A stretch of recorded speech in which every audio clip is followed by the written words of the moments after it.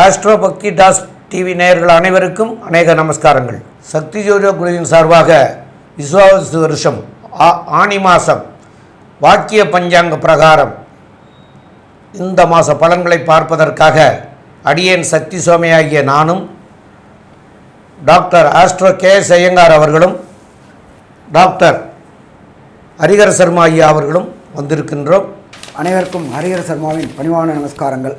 நாம் ஒவ்வொரு மாதம் பலன்களும் பார்க்குறோம். அதே மாதிரி இப்போ பார்க்குறது தமிழ் மாத பலன்கள் பார்க்குறோம். தமிழ் மாதத்தில் பொறுத்தளவுக்கு இந்த மாதம் ஆனி மாதம். இதில் என்ன விசேஷம் அப்படின்னாக்க ஆனி மாதத்தில் 32 நாட்கள் உண்டு. மற்ற பார்க்கணுன்னாக்க 29, 30, 31 வரும். 32 மாதம் உள்ள மாதம் அப்படின்றது ஆனி மாதம். அதாவது நீண்ட நாட்கள் உள்ள மாதம் அப்படின்றது ஆனி மாதம். இப்போ இந்த ஆனி மாதம் அப்படின்றத பொறுத்தளவுக்கு சூரிய பகவான் இருக்கக்கூடிய இடம், சூரிய பகவான் மிதுனத்தில் இருக்கார். இதில் மிதுனத்தில் இருக்கிறவர் அவர் மட்டும் தனியாக இருக்காரா அப்படின்னா அவர் மட்டும் தனியாக இல்லை, அங்கே ஆட்சி பெற்ற புதனும் குருவும் இருக்கிறார். இதில் என்ன ஒரு விசேஷம் அப்படின்னாக்க சூரிய பகவானோட குரு அஸ்தங்கமாகக்கூடிய காலகட்டங்களும் இந்த ஆனி மாதம். சூரியனோட பவரில் எப்போவுமே பார்த்தீங்கன்னாக்க சுக்கிரனும் புதனும் கூடவே வருவாங்க. அஸ்தங்கமானாக்க அந்த கிரகத்தின் பலன் குறைவாக இருக்கும். அப்போ புத்திரக்காரனான தனக்காரனான குரு பகவான் ஆத்மகாரனான சூரியனுடைய அஸ்தங்கமாகிறதுனால தனப்புழக்கத்தில் சில ப்ராப்ளங்கள் வரக்கூடிய வாய்ப்புகள் உண்டு. சந்தான பாக்கியம் ஏற்படக்கூடிய விதத்தில் சில பாக்கியங்கள் உண்டு. மன குழப்பங்கள் அடையக்கூடிய வாய்ப்புகளும் உண்டு. சரி, அப்படி ஏற்பட்ட காலகட்டங்களில் இப்படி பிறக்கின்ற ஆனி மாதத்தில் என்னென்ன கிரகங்கள் என்னென்ன நிலையில் இருக்குது அப்படின்றத ஃபஸ்ட்டு பார்ப்போம். அதுக்கு அடுத்தது இந்த மாதத்து விசேஷங்களையும் பார்ப்போம். காலபுருஷ தத்துவத்தின்படி ஃபஸ்ட்டு ராசி அப்படின்றது மேஷ ராசி. மேஷ ராசியில் சுக்கிர பகவான் இருக்கார். அதுக்கு அடுத்தது பார்த்தோம்னாக்க 3வது ராசி மிதுன ராசி. மிதுன ராசியில் சூரிய பகவான், புத பகவான், குரு பகவான் இவங்க 3 பேரும் இருக்கிறாங்க. அதுக்கு அடுத்தது காலபுருஷ தத்துவத்தின்படி 5ஆம் இடமான சூரியனுடைய வீட்டில் அங்காரகன் இருக்கிறார். இது முக்கியமான விசேஷம். 5ஆம் இடம் அப்படின்றது மிக விசேஷமான ஒரு திரிகோண ஸ்தானத்தில் என்னென்ன கிரகங்கள் இருக்காங்க அப்படின்னு பார்த்தாக்க திரிகோணத்தில் முதல் திரிகோணத்தில் சுக்கிர பகவான் இருக்கிறாரு. அதுக்கு அடுத்தது 5வது திரிகோணத்தில் இருக்கிறது செவ்வாய் இருக்கிறார். அதுக்கு அடுத்தது பார்த்தோம்னாக்க காலபுருஷ தத்துவத்தின்படி 11ஆம் இடம். 11ஆம் இடம்ன்றது ஆபோகிலி ஸ்தானம் அப்படிம்போம். 2, 11 ஆபோகிலி ஸ்தானம் அப்படிம்போம். அப்படியேற்பட்ட வசந்த 11ஆம் இடத்துல ஆட்சி பெற்ற சனி பகவானும் ராகு பகவானும் கொண்ட இந்த நிலையில் இந்த மாதம் பிறக்குது. நம்ம எப்பொழுதுமே மாத பலன்கள் சொல்லக்கூடியது விரைவாக செல்லும் கிரகங்கள், மெல்ல செல்லும் கிரகங்கள். மெல்ல செல்லும் கிரகங்கள் இந்த மாதத்தில் எதுவும் பயிற்சி கிடையாது. ஏன்னா கடந்த காலகட்டங்கள்லேயே ராகு கேது பயிற்சி அடைஞ்சிட்டாங்க, குருவும் பயிற்சி அடைஞ்சிட்டாங்க. அப்போ மெல்ல செல்லும் கிரகங்களோட பயிற்சி இந்த மாதத்தில் எதுவும் கிடையாது. அப்போ விரைவாக செல்லும் கிரகங்கள் பயிற்சி அப்படின்றது நம்ம சூரியனை வச்சு சொல்லுவோம், செவ்வாயை வச்சு சொல்லுவோம், புதனை வச்சு சொல்லுவோம், சுக்கிரனை வச்சு சொல்லுவோம். அப்படி பார்க்கும்போது சூரியன் மிதுனத்தில் இருக்கிறாரு. இதுக்கு இடையில 2 கிரகங்கள் தான் இடப்பெயர்ச்சி அடைகிறாங்க. அவர் ஃபஸ்ட்டு பார்த்தோம் அப்படின்னாக்க 22ஆம் தேதி புத பகவான் மாறுறாரு. எங்கே? மிதுனத்திலேருந்து கர்க்கடகத்துக்கு மாறுறாரு. ஆட்சி பெற்ற புத பகவான் கர்க்கடகத்துக்கு மாறுறாரு. இதை தவிர பார்த்தோம் அப்படின்னாக்க சுக்கிர பகவான் 29/6/2025 அன்னைக்கு சுக்கிர பகவான் தன்னுடைய வீடான ஆட்சி பெற்ற சுக்கிரனாக ரிஷபத்தில் ஆட்சி பெற்ற சுக்கிரனாக வராரு.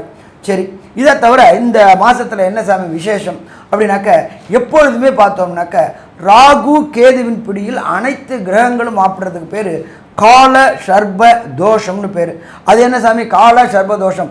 கேதுவினிருந்து ராகு பிடியிலோ ராகுவினிருந்து கேது பிடியிலோ அனைத்து கிரகங்களும் ஆப்பிட்டாக்க கால சர்பதோஷம். இந்த கால சர்பதோஷம் என்னென்ன பண்ணும்? ஒவ்வொரு பணியையும் காலதாமதமாக்கும், கிட்டக்க கொண்டு வரும் ஒன்றும் இல்லாமாக்கும், கிட்டக்க கொண்டு வரும் ஒன்றும் இல்லாமாக்கும். அப்போ அப்படியேற்பட்ட இந்த மாதத்தில் பிறக்கக்கூடிய குழந்தைகளுக்கு இது கடந்த காலகட்டங்களில் 87, 67 இந்த காலகட்டங்களில் வந்திருக்கு. இப்போ பார்த்தோம்னா இந்த ஆனி மாதத்தில் ராகு கேதுவின் பிடியில் அனைத்து கிரகங்களும் ஆப்பிட்டுருக்குறாங்க இந்த கால சர்பதோஷம். சரி, இதனால் ஏதாவது ப்ராப்ளம் உண்டா? இதில் பார்த்தோம்னாக்க கேது நுண்கிருமி சொல்கிறோம். அவர் சூரியனோட நட்சத்திரத்தில் வராரு. அடுத்தது ராகு சனி பகவானோட சேர்ந்து இருக்கிறாரு. கடந்த காலகட்டங்களில் கொரோனா நம்மளை ஆட்டி படைச்சிச்சு. ஆனால் இந்த ட்ரிப்பு அப்படியே தலைக்கு வந்து தலைப்பாயோடு போவாங்கல்ல, அதே மாதிரி தான் இருக்குமே தவிர இதை பயப்பட வேண்டிய தேவையில்லை. கொரோனா பரவும், கொரோனாவால் பழையபடி லாக்டவுன் வரும், அது வரும், இது வரும்னு யாரும் கவலைப்பட வேண்டிய தேவையில்லை. நம்மளுடைய பாரத அரசு அதை கண்ட்ரோலில் கொண்டு வந்துருச்சு. அதுக்கு கிரகங்களும் சப்போர்ட் பண்ண ஆரம்பிச்சிருச்சு. அப்போ கொரோனாவை கண்டு இந்த காலகட்டங்களில் பயப்பட வேண்டிய அம்சமும் இல்லை. சரி, அடுத்தது இந்த மாதத்தில் ஏதாவது விசேஷ தினங்கள் இருக்கா அப்படின்னு பார்ப்போம்னாக்க விசேஷ தினங்கள் இருக்குது. ஆனி மாதம் 6ஆம் தேதி, ஆங்கில தேதி 20/6/2025, மகாபெரிவா எல்லாருமே கொண்டாடுறது சாதுர்மாசிய விரத ஆரம்பம்.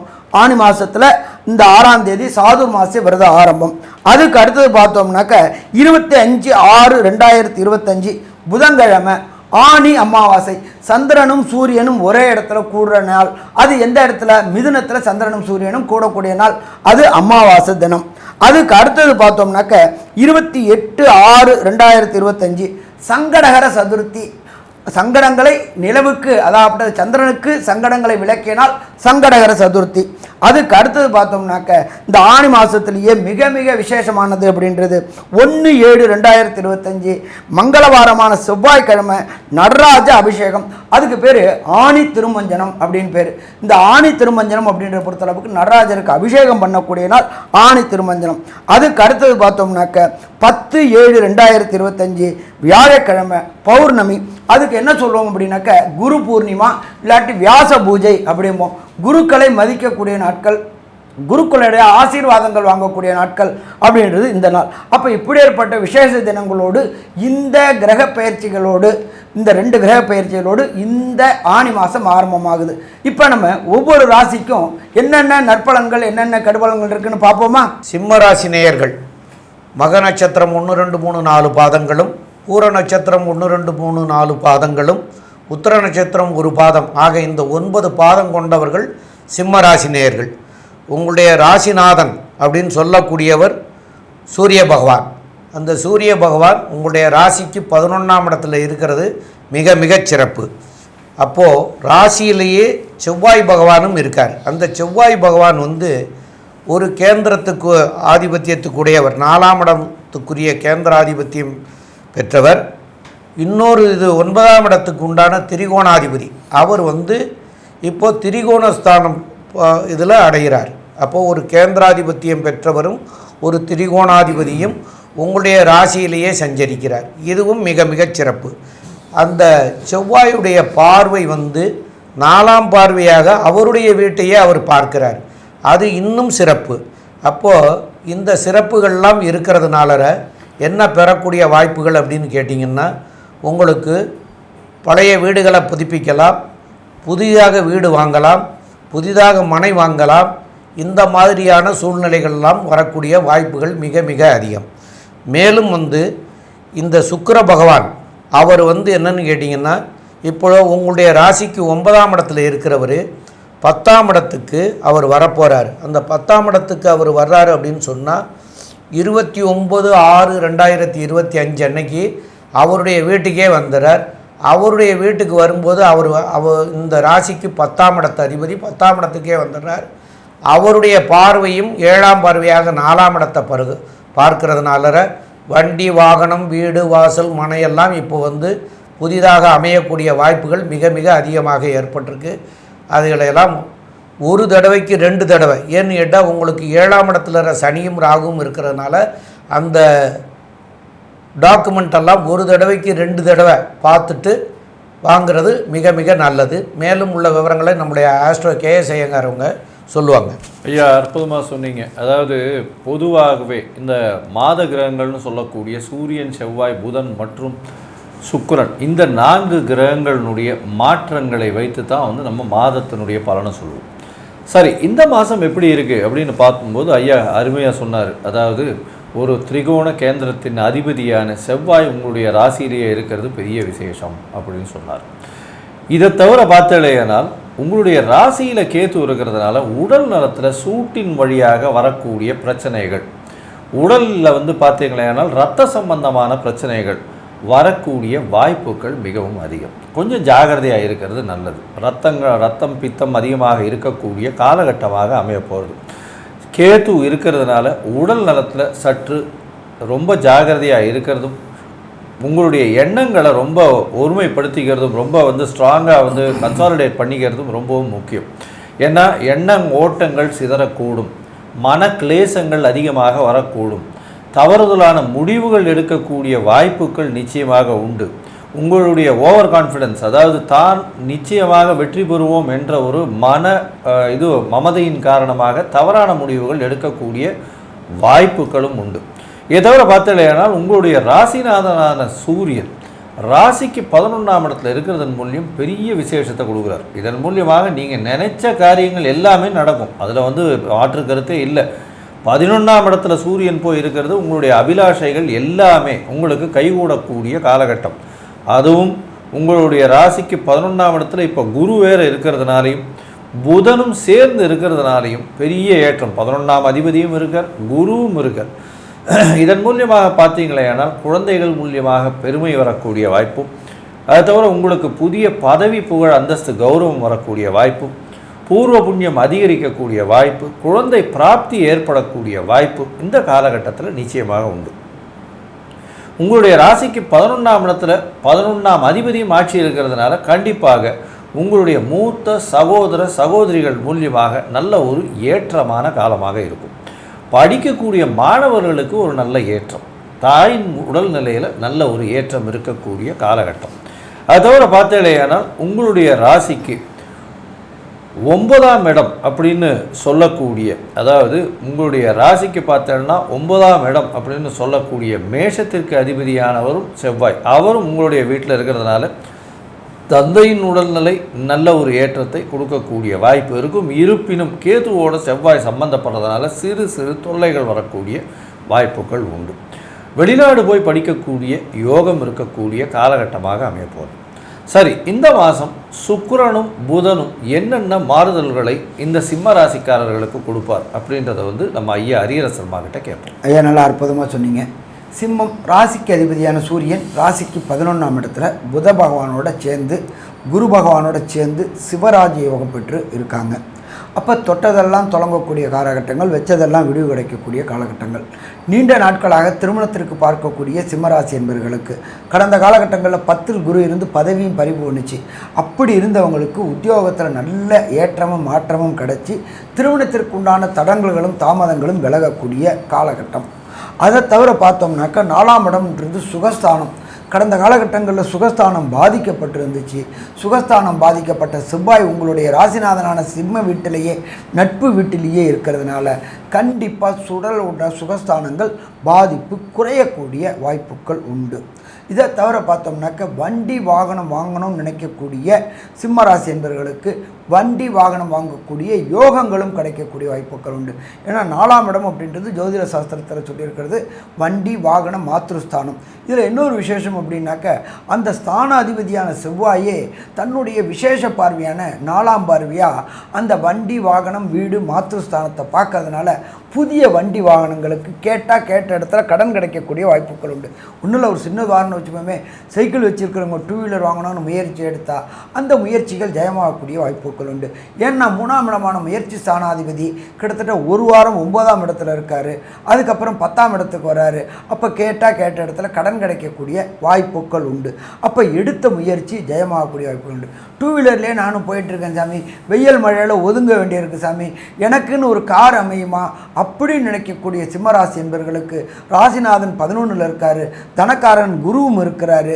அப்போ தவிர சுக்கிரனும் இருக்கிறதுனால லேவிஷ் சுக்கிரன் அப்படின்னாலே லேவிஷாக. ஒரு சில பேர் பார்த்தீங்கன்னாக்க கஞ்சத்தனமாகவே இருப்பாங்க. வாங்குகிற பணத்தெல்லாம் சேமித்து வச்சுக்கிட்டு இருப்பாங்க. இவங்க சேமித்து வச்சுட்டு போனதை இவங்க குழந்தைங்க எல்லாத்தையும் தடாலடியாக செலவு பண்ணி காலி பண்ணுவாங்க. அப்படி நினைக்கக்கூடிய சிம்மராசி என்பவர்களுக்கு ராசிநாதன் 11ல் இருக்கிறதுனால அவங்களே வாங்கி அதை அனுபவிக்கக்கூடிய பாக்கியங்களையும் கொடுக்கக்கூடிய வாய்ப்புகள் உண்டு. அதே போல் பார்த்தோம்னாக்க உங்களுடைய ராசிக்கு 5ஆம் இடம் அப்படின்றது பூர்வ புண்ணிய புத்திரஸ்தானம்.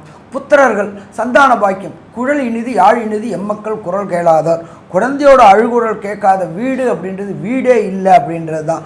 அப்படி இருக்கக்கூடிய சிம்மராசி என்பர்களுக்கு இந்த காலகட்டங்களில் புத்திரக்காரனான குரு பகவானானவர் உங்களுடைய ராசிக்கு 5ஆம் இடத்தையும் அவருடைய சொந்த வீடான தனுரையும் சப்தம பார்வை பார்க்கும் பொழுது நீண்ட நாட்களாக சந்தான பாக்கியம் என்கின்ற வம்சமிருத்தி இல்லாதவங்களுக்கு வம்சமிருத்தி கிடைக்கக்கூடிய வாய்ப்புகளும் உண்டு.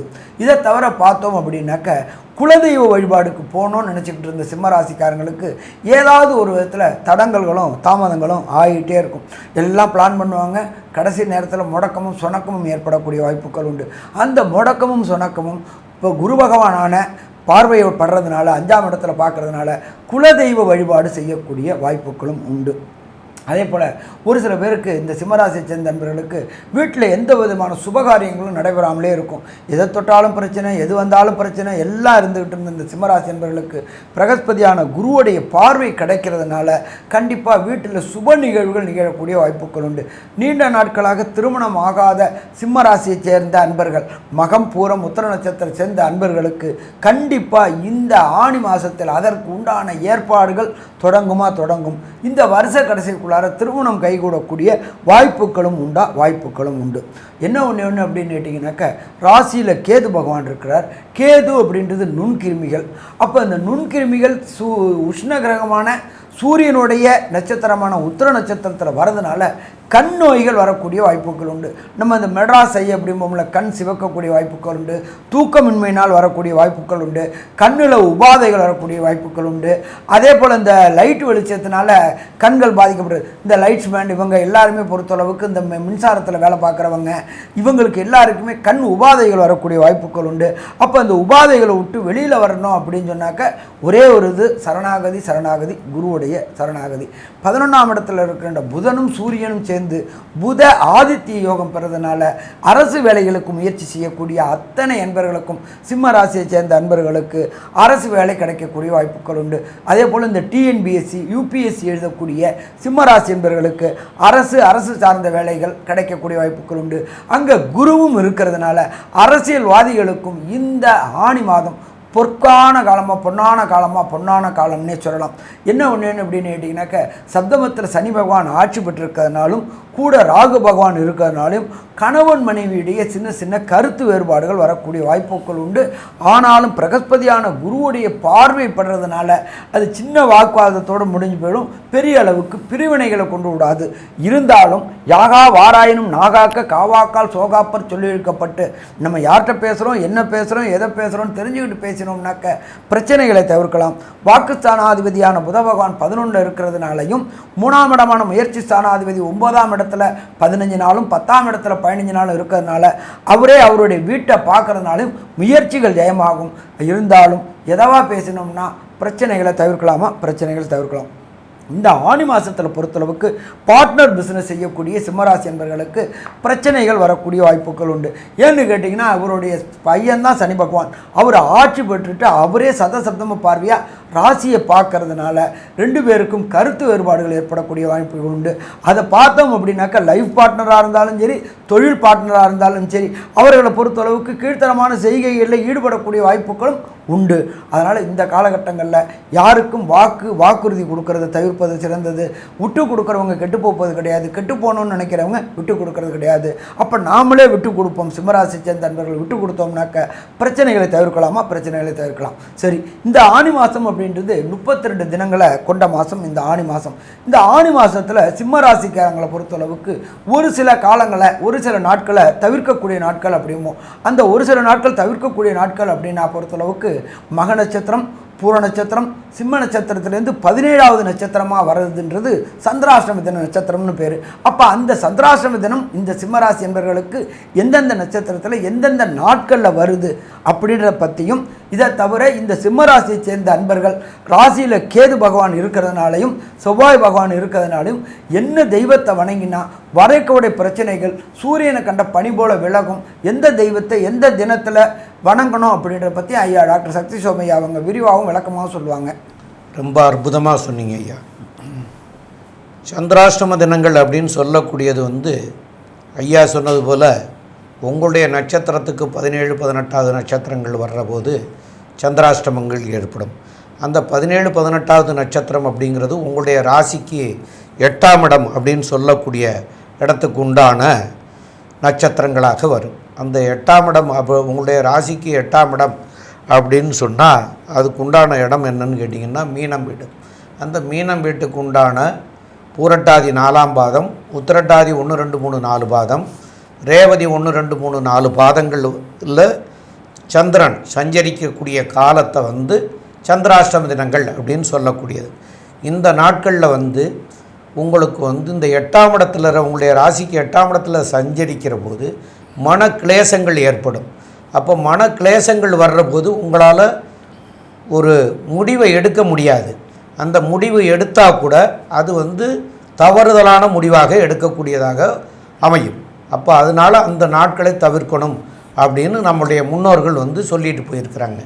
அது உங்களுக்கு இந்த மாதம் வரக்கூடிய நாட்கள் என்னென்னைக்கு அப்படின்னு பார்க்குற போது உங்களுக்கு 18/6/2025 புதன்கிழமை மாலை 4:21க்கு ஆரம்பமாகுது.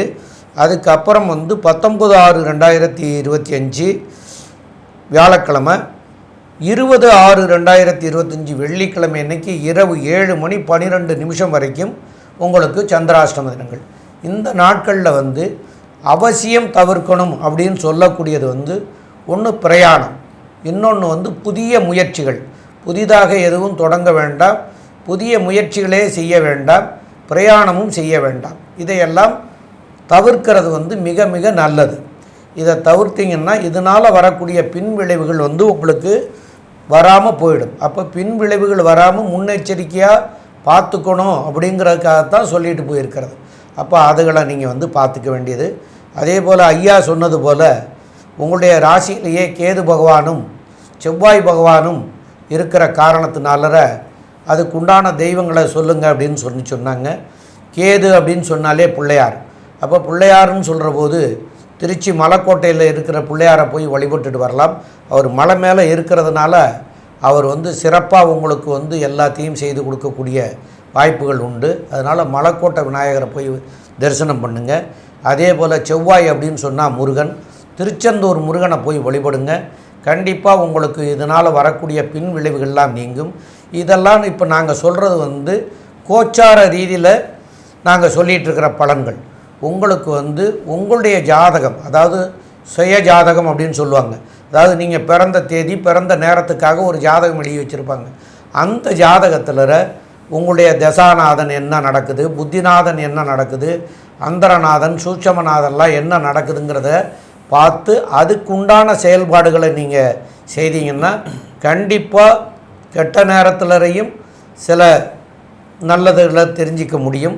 அதுகளை உங்களுக்கு அருகாமையில் இருக்கிற ஜோசியர்களை போய் அணுகி, இந்த காலத்தில் வாட்ஸ்அப்பெல்லாம் இருக்குது, அது மூலமாகவும் உங்களுக்கு பிடிச்ச நபர்களை தேர்ந்தெடுத்து போய் நீங்கள் கேட்டு தெளிவு பெற்றீங்கன்னா இதிலையும் சிறப்படைய முடியும் அப்படின்னு சொல்கிறோம். மேலும் உள்ள விவரங்களை நம்முடைய ஆஸ்ட்ரோ கேஎஸ் ஐயங்காரவங்க சொல்லுவாங்க.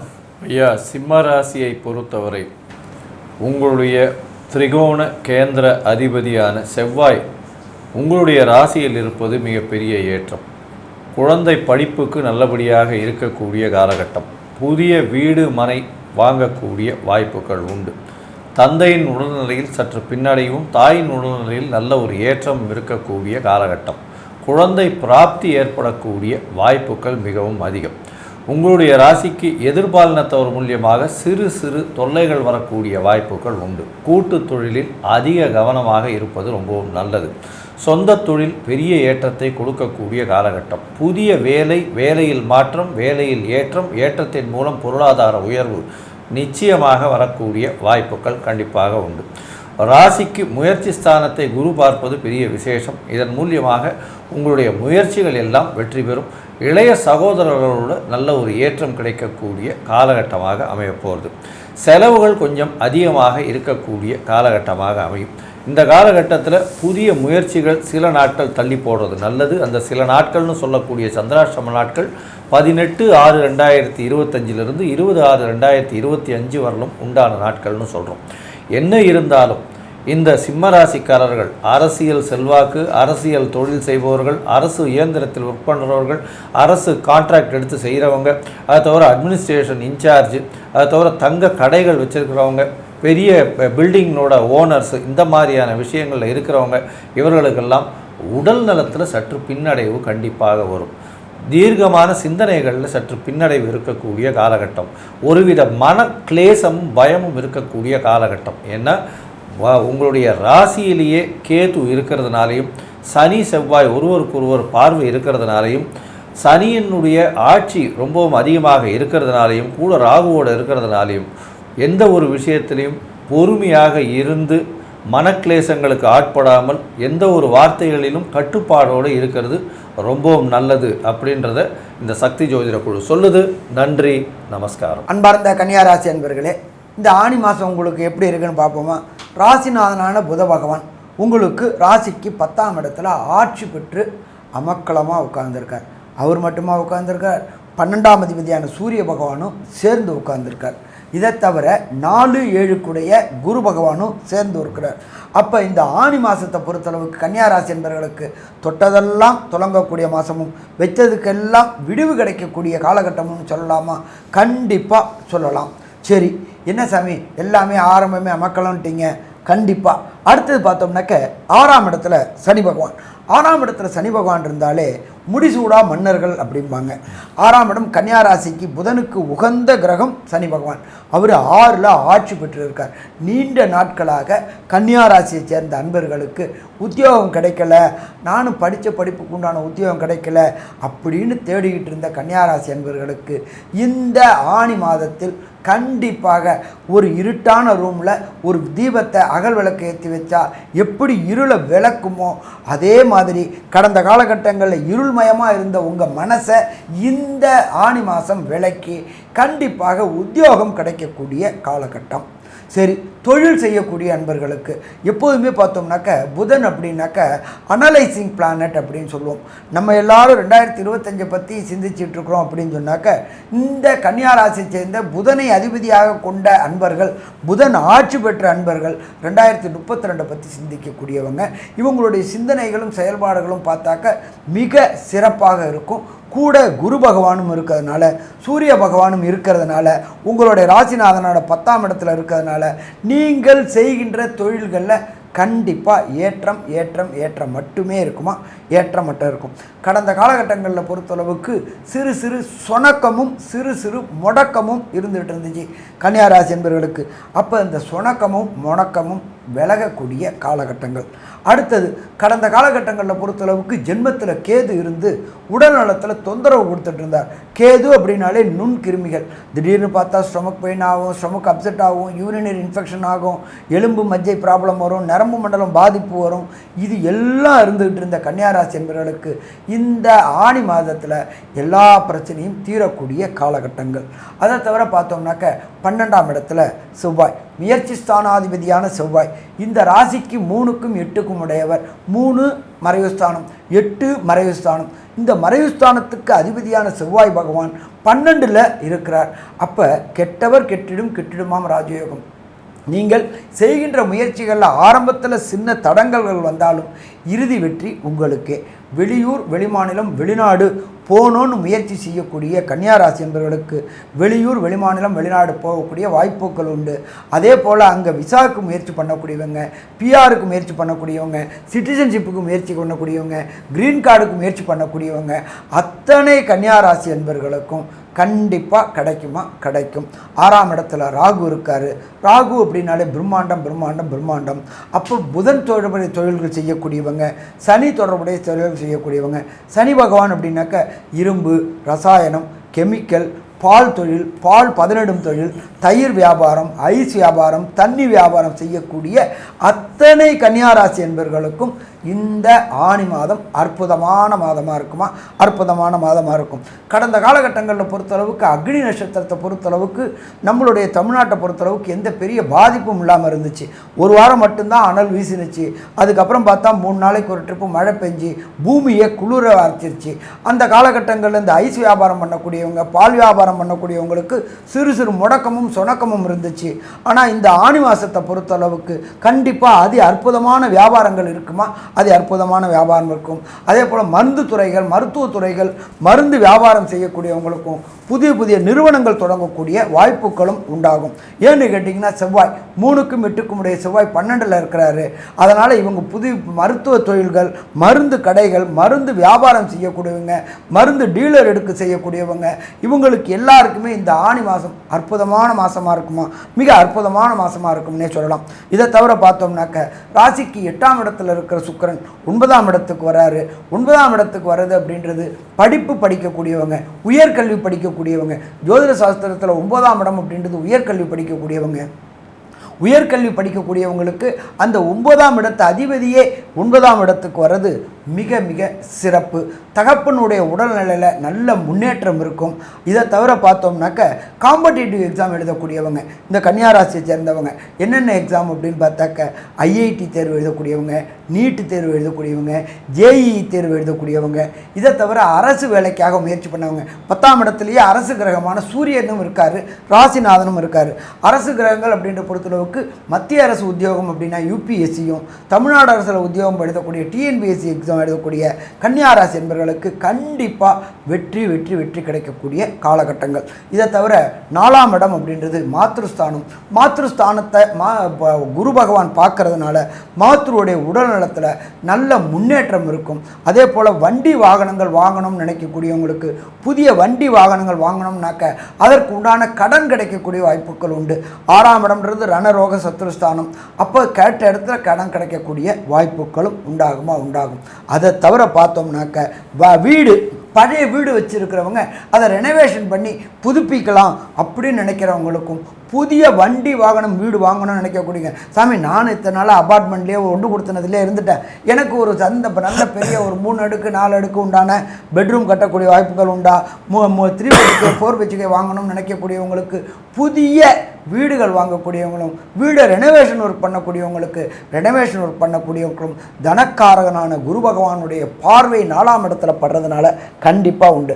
நீண்ட நாட்களாக திருமணம் தடையும் தாமதம் ஏற்பட்டிருக்கிறவங்களுக்கு 2ஆம் இடத்த அதிபதியான சுக்கிர பகவான் 15 நாள் அவர் மேஷத்தில் இருந்துட்டு அவரே சப்தம பார்வையாக பார்க்கறதுனால நீண்ட நாட்களாக திருமணம் தடை தாமதம் ஏற்படுகின்ற யுவதிகளுக்கு, அது ஆணாக இருக்கட்டும் அது பெண்ணாக இருக்கட்டும், அவங்களுக்கு எல்லாருக்குமே திருமணம் தடையும் தாமதம் விளங்கி வீட்டில் கெட்டி மேளம் கேட்கக்கூடிய வாய்ப்புகள் உண்டாகும்.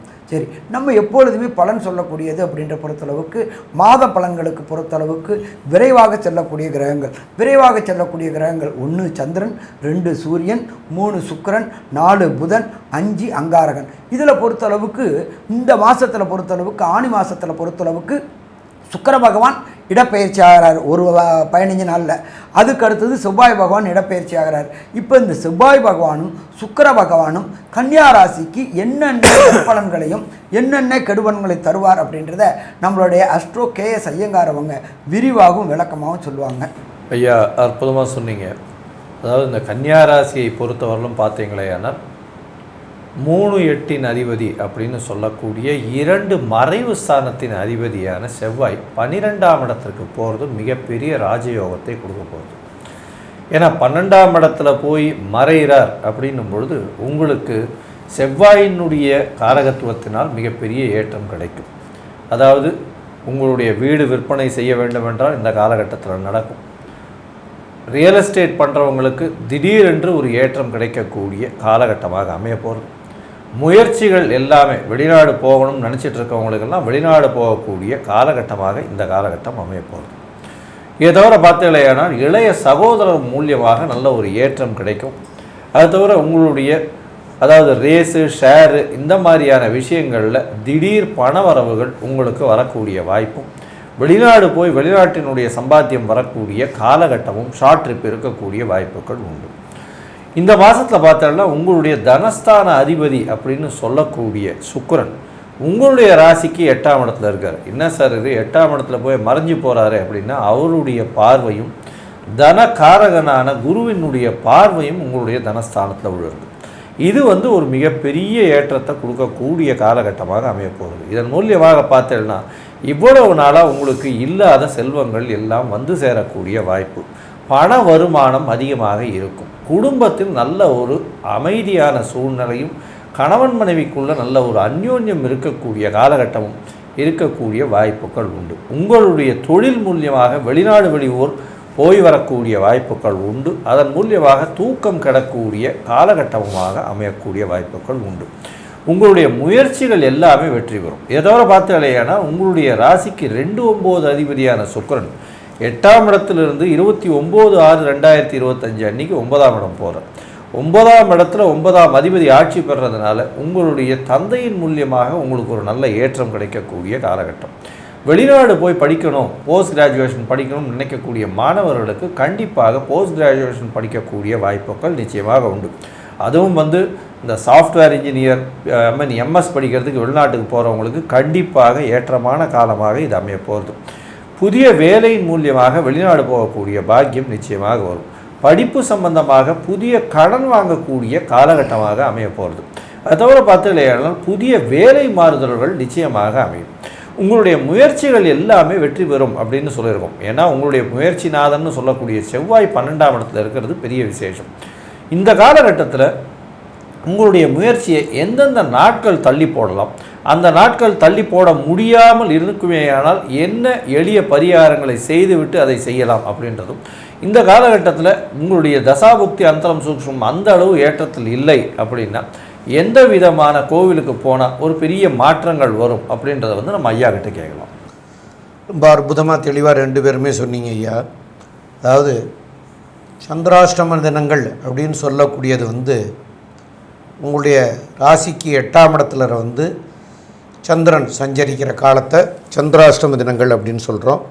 அந்த சந்திராஷ்டம தினங்கள் அப்படின்னு சொல்லக்கூடிய நாட்கள் உங்களுக்கு இந்த மாதேலரை எந்தெந்த நாட்கள் வருது அப்படின்னு பார்க்குற போது அது 20/6/2025 வெள்ளிக்கிழமை இன்னைக்கு இரவு 7:12க்கு தொடங்குது.